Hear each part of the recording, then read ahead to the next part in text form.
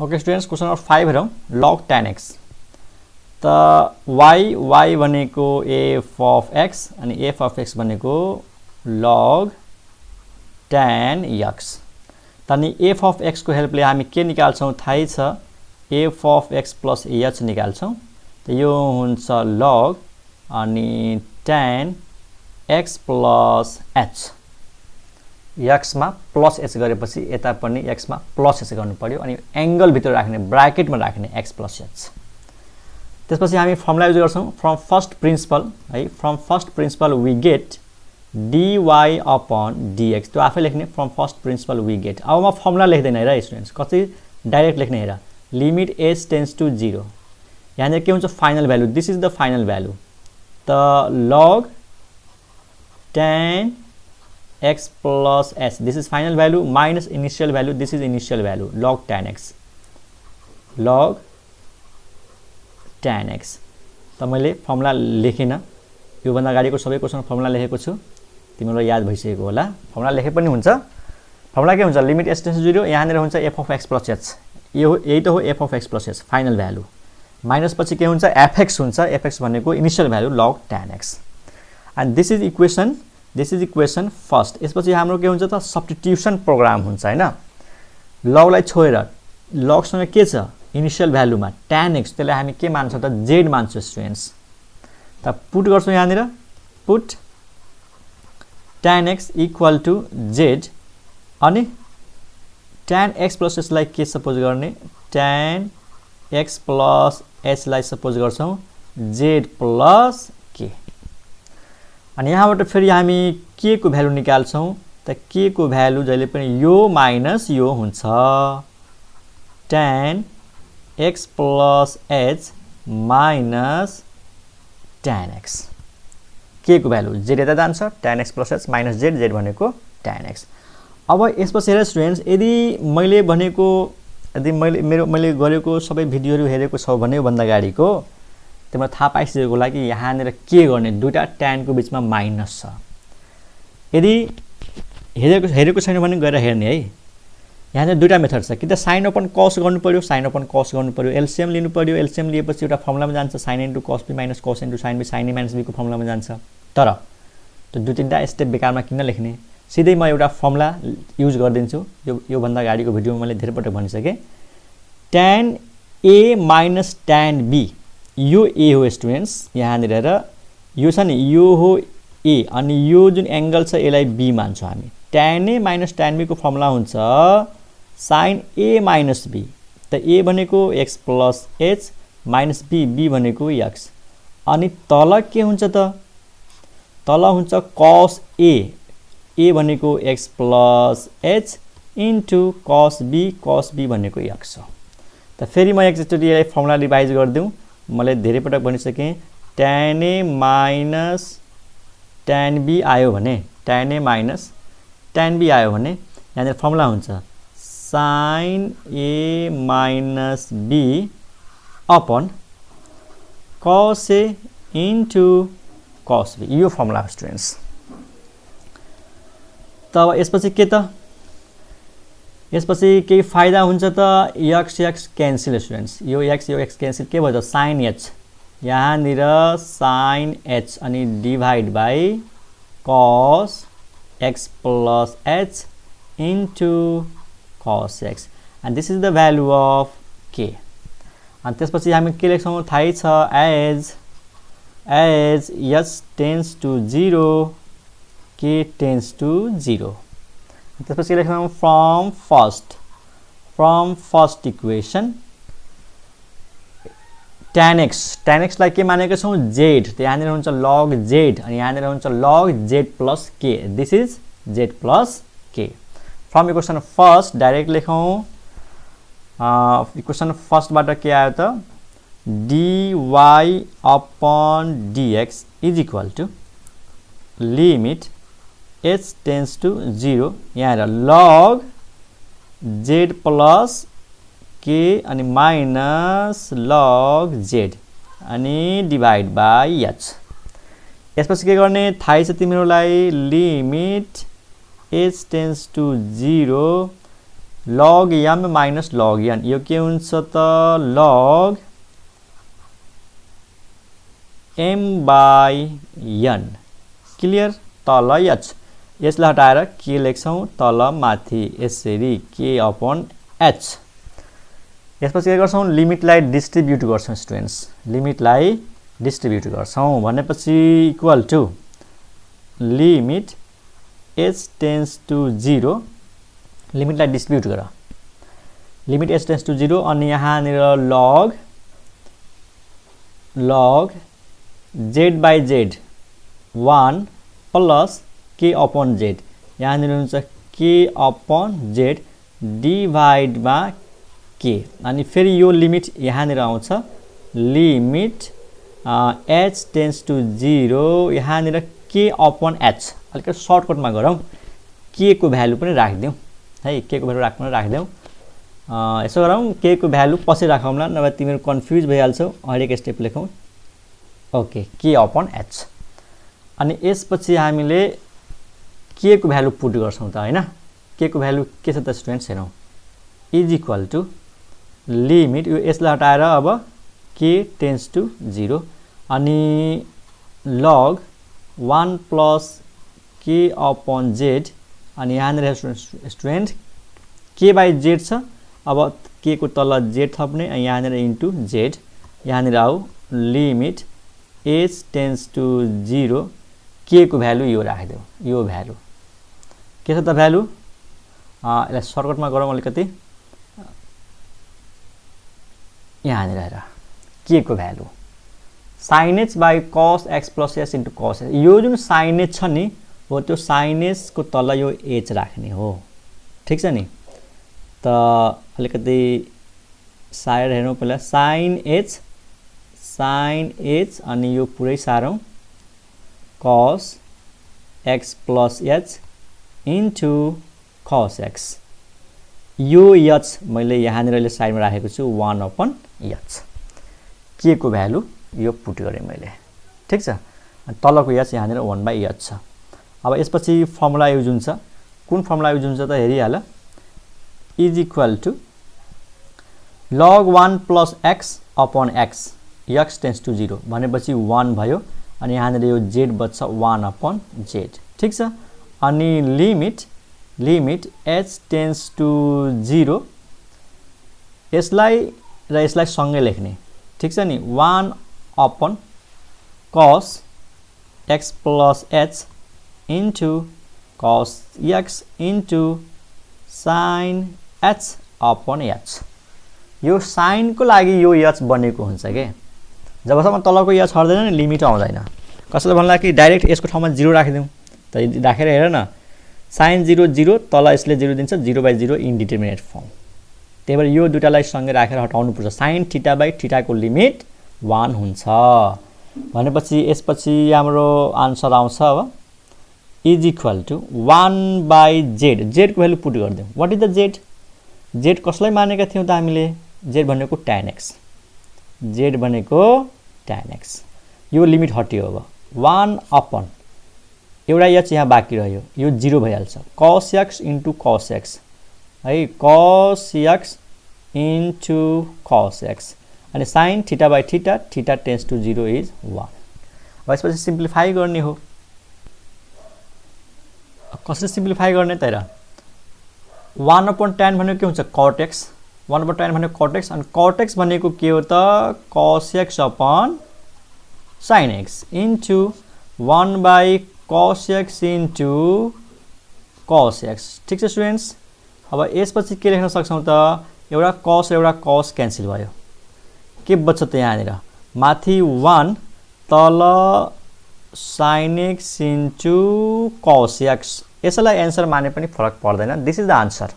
तर बुकमा यसरी पनि आन्सर लेखेको हुन्छ, तिमी हेरिहाल, तल माथि 2 ले मल्टिप्लाई र डिभाइड गरेको छ है, तल माथि 2 ले माथि पनि मल्टिप्लाई गर्छ अनि 2 ले तल पनि मल्टिप्लाई गर्छ, एउटा फर्मुलामा जान्छ, हेर्दै गर, लेख्न त मिल्छ, तल माथि 2 थप्दियौ, अनि तल माथि 2 थप्दाखेरि फाइदा के भयो त स्टुडेन्ट्स हेरौं, इज इक्वल टु माथि छ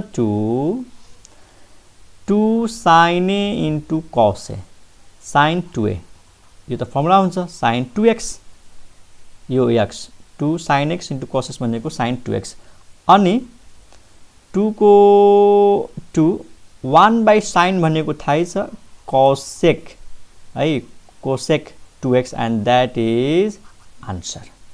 ठीक है स्टुडेन्ट्स, आई होप तिमीहरूले यो बुझेको होला। अनि यसपछि एउटा अर्को सजिलो क्वेसन गरिहालौँ फटाफट, जम्मा 10 मिनट टाइम भएको छ।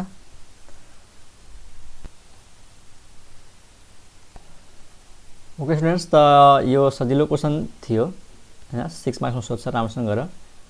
म फटाफट एउटा क्वेसन नम्बर 1 गर्छु। क्वेसन नम्बर 1 मा के थियो स्टुडेन्ट्स, हेरौँ एकछिन। ओके स्टुडेन्ट्स, क्वेसन नम्बर 1 मा यो थियो log sin x, गरिहालौँ, सजिलो क्वेसन छ, तिमीहरूले गरिसकेको होला तैपनि।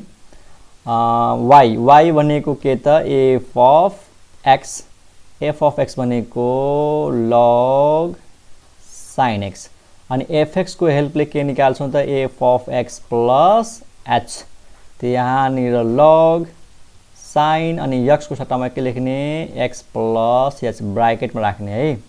त्यसपछि हामी फर्मुला युज गर्छौँ, from first principle we get dy upon dx, formula म लेख्दैन, सिधै फर्मुला मनमा सम्झिने अनि भ्यालु पुट गरिदेऊ। कसरी सम्झिने, limit h tends to 0, final value minus initial value, त final value is log sin x plus h minus initial value is log sin x अनि divide by h, this is equation first.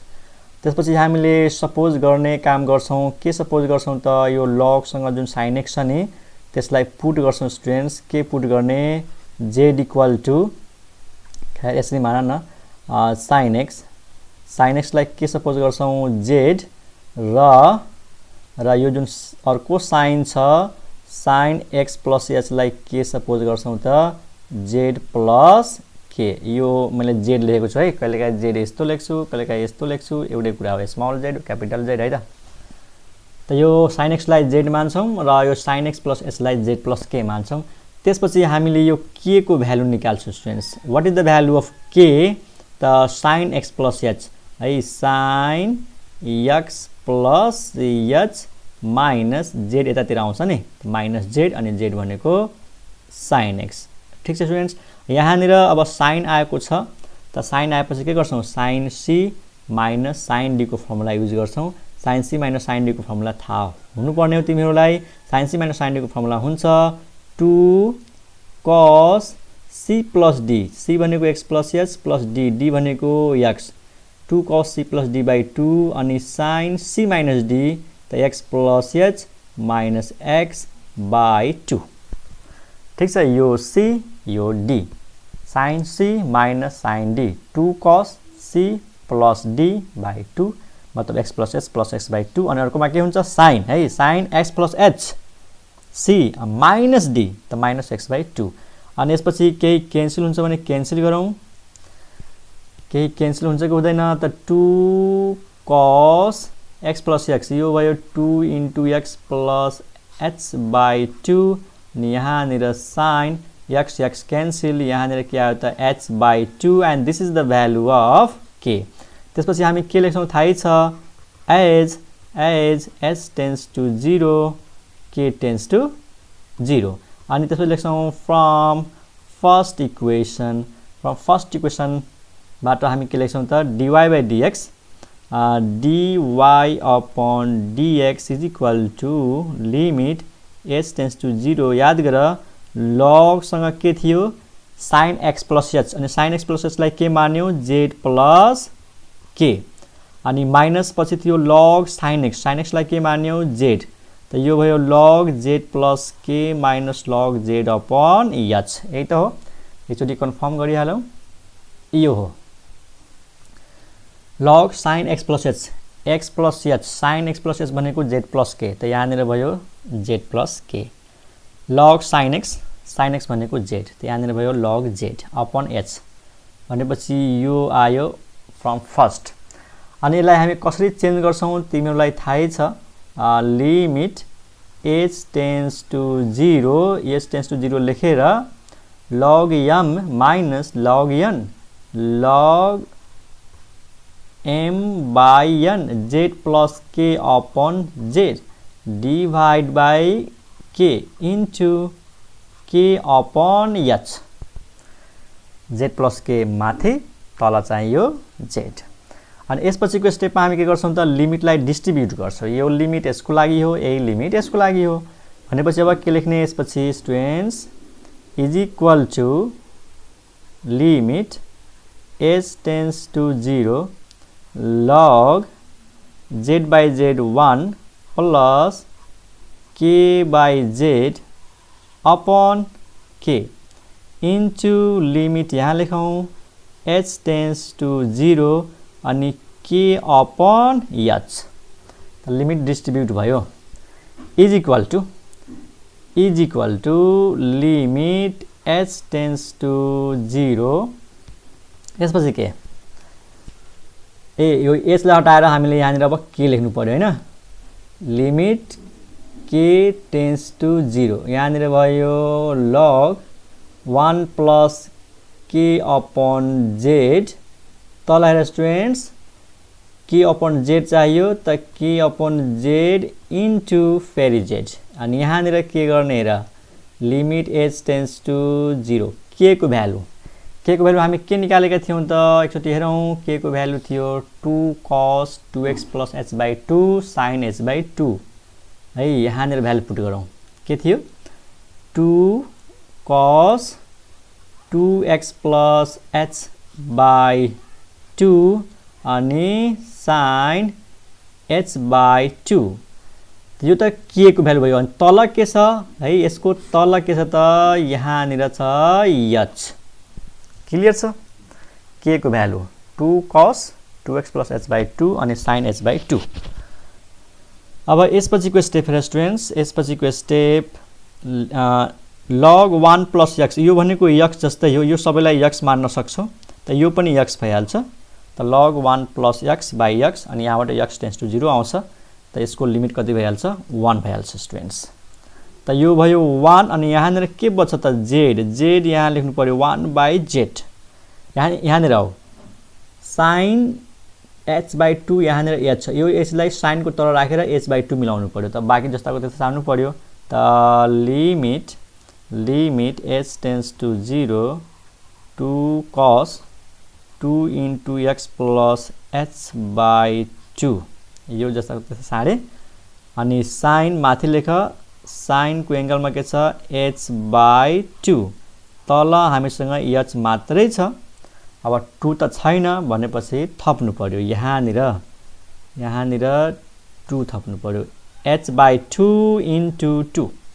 Clear. अनि यसपछिको step हेरौँ students is equal to 1 upon z.